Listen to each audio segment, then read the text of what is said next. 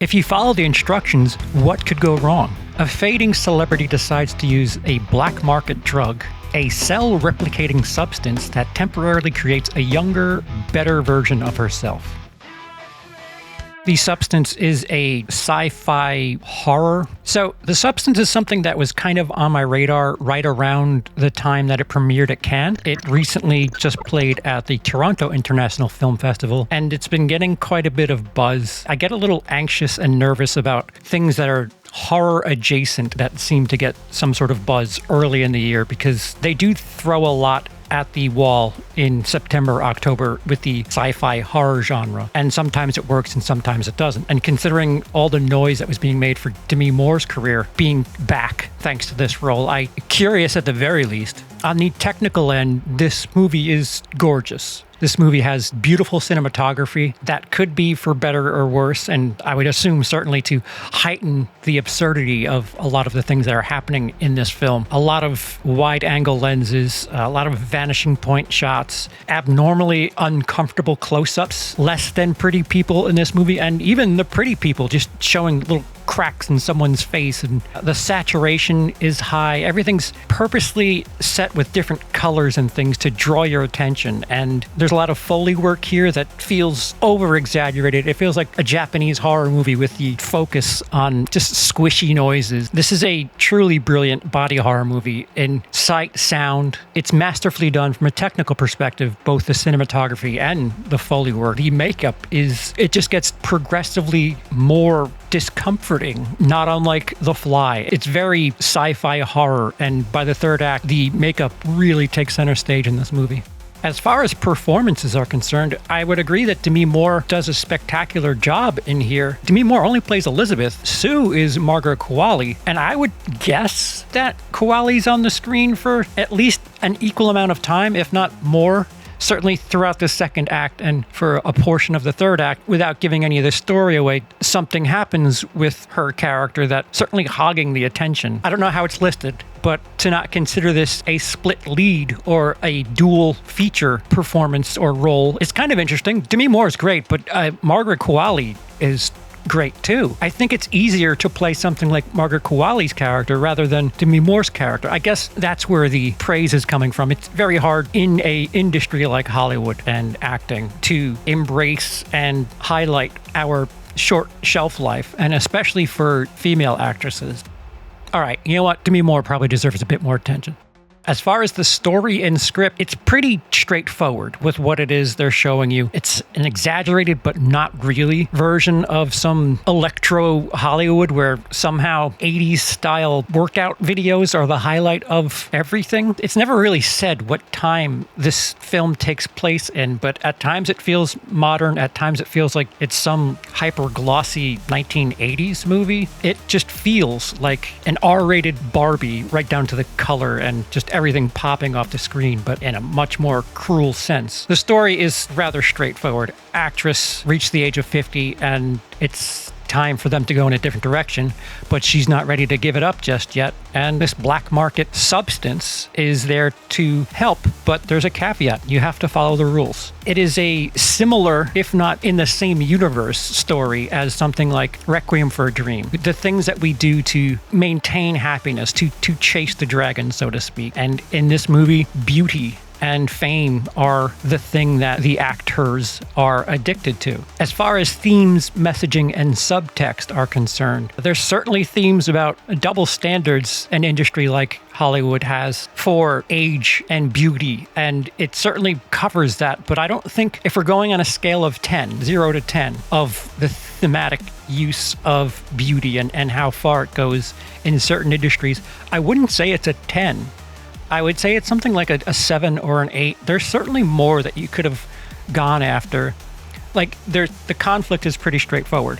Someone who's aging, who wants to try to delay that process. I think there's another hurdle or two that you could have covered in, an extended conflict where perhaps she's losing the job to somebody else who's using the very same substance. And that could have been interesting to see where that would have gone, and, just how much more would you be willing to do for the relevance? And not to say it's not great. It's just there's a step or two further where I feel like it could have really hammered some of the messaging home. While the beauty is important for female actresses, the executives don't seem to have much of a standard to their own. A lot of older men, mostly men, and ironically, the exec in this, played by Dennis Quaid, is named Harvey. It's as close to winking to the audience as possible, but a certain other Harvey wishes he looked like him. I believe the messaging is pretty straightforward as well.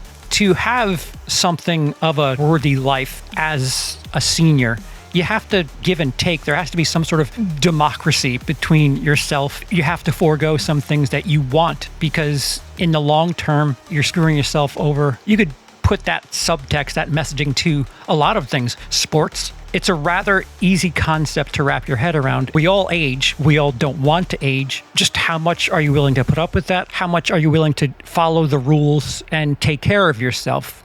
Again, as far as a comparison is concerned, I would say it's Requiem for a Dream. It is something that lives in that same universe. A lot of the shots in this movie felt like they were right out of the school of Requiem for a Dream, these vanishing point shots, and the things that you do to maintain whatever it is that you're invested in at the moment. Very similar to addiction, drug addiction, alcohol addiction, whatever the addiction is. You could argue that the addiction in this movie is to being healthy, to being a celebrity, to being wanted. There are things that happen to Demi Moore's character where she does things out of spite towards the younger version of herself that kind of feels like a bit of a parallel to the woman who's on diet pills in Requiem for a Dream. Without even thinking about it, I was definitely thinking about Requiem for a Dream while watching this.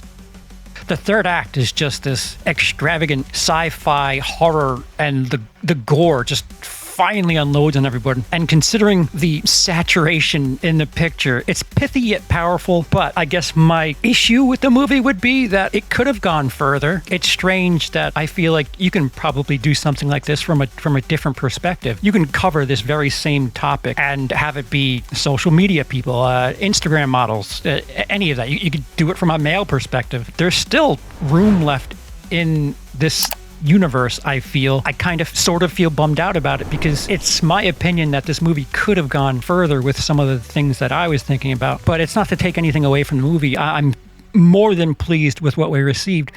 It's just there's things where if I'm second guessing, I don't know if that's the greatest thing in the world or what. But for as gorgeous and incredible as this movie was, there were moments where I was like, ooh, you could probably do this and take it a bit further. And as far as not really much in the movie did it affect any other characters in the movie, where it was just kind of Elizabeth and Sue that were doing things to each other. It's certainly a good message about what people do to themselves to try to remain relevant. But I think there's an avenue or two where you could discuss what people do with or to other human beings to maintain that relevance. As far as recommendation is concerned, I would certainly recommend it if you're into body horror. It just feels like more in this modern day Cronenberg era of sci-fi body horror stuff, and it's great. When it's ugly, it's makeup pretty. I'm dying to see what else I can notice about this movie on a second watch. There's still room in this universe, but I would absolutely recommend it, especially if you're intrigued. Even if it's just to see Demi Moore work again, the sci-fi angle is unique. It asks a question that leaves you pondering that question. And the horror is something that we all have to deal with. We change, we get old, and how long can we put up with the inevitable? So that's it. Let me know down below if you saw The Substance, if you plan on seeing The Substance, or what would you do to maintain your beauty or relevance? And while you're on it, please give me that phone number.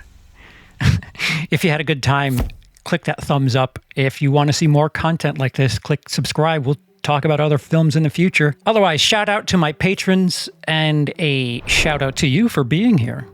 Have a good day. I've been Charles. You haven't.